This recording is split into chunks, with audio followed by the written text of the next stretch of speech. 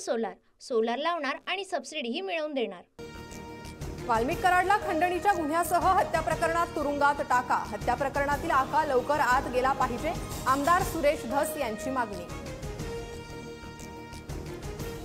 पंकजा किंवा धनंजय मुंडे पालकमंत्री होतील असं वाटत नाही, फडणवीसांनी बीडचं पालकत्व स्वीकारावं, सुरेश धस यांची मागणी। तर मागील वेळी पालकमंत्रीपद भाड्याने दिल्याचीही टीका।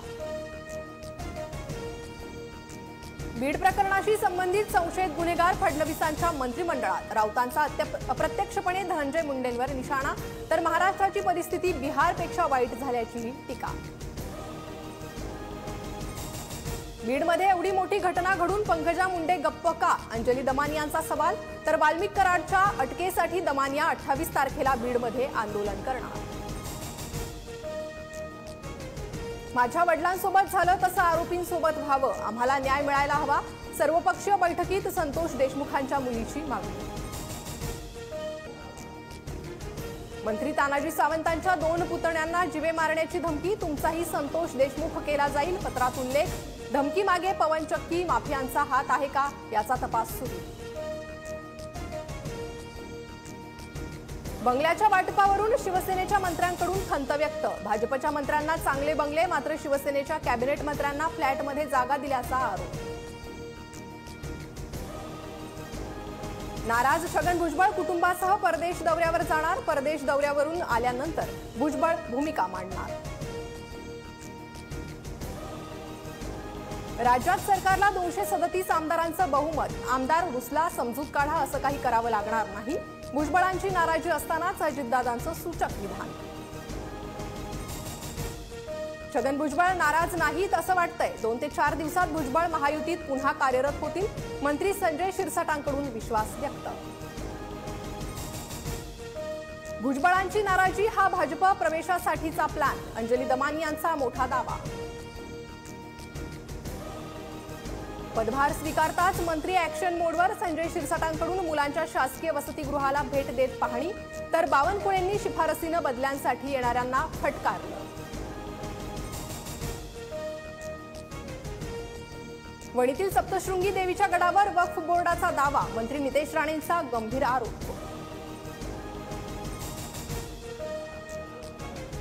26 डिसेंबरपासून मातोश्रीवर ठाकरे गटाच्या बैठकांचं सत्र, उद्धव ठाकरे मुंबईतील पदाधिकाऱ्यांच्या बैठका घेत बीएमसी निवडणुकीच्या तयारीचा आढावा घेणार। नाशिकच्या पालकमंत्रीपदावरून महायुतीत रस्सीखेच, दादा भुसेंकडून पालकमंत्रीपदावर दावेदारी। तर सिंहस्थ कुंभमेळ्याच्या पार्श्वभूमीवर गिरीश महाजनांकडून देखील दावा। लाडकी बहीण योजनेचा डिसेंबरचा हप्ता देण्याची प्रक्रिया सुरू, पहिल्या टप्प्यात 35 लाख महिलांना योजनेचे पैसे मिळणार।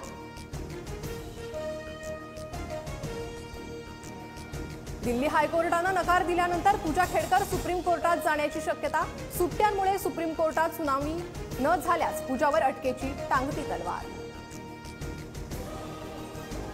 उल्हासनगरमध्ये हिट अँड रनची घटना, मद्यधुंद कार चालकाची 2 ते 3 वाहनांना धडक, अपघातात 9 जण जखमी। ऐन हिवाळ्यात राज्यात अवकाळी पावसाची भीती, उत्तर महाराष्ट्रात गारपीट, तर मध्य महाराष्ट्र, मराठवाडा, विदर्भातील बहुतांश ठिकाणी अवकाळी पावसाची शक्यता। लासलगाव बाजार समितीत कांद्याच्या सरासरी बाजारभावात मोठी घसरण, गेल्या 15 दिवसात दर 1500 रुपयांपर्यंत घसरले, कांदा उत्पादकांना 60 कोटींचा फटका। नववर्षाच्या स्वागतासाठी साईबाबा संस्थानकडून जय्यत तयारी, 31 डिसेंबर रोजी साई मंदिर रात्रभर खुलं राहणार।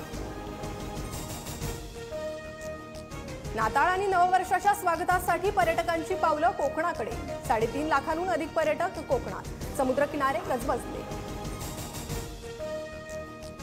नाताळसह नवीन वर्षाचं स्वागत करणाऱ्यांसाठी खुशखबर, 24, 25 आणि 31 डिसेंबरला हॉटेल, रेस्टॉरंट, बार पहाटे 5 वाजेपर्यंत सुरू राहणार।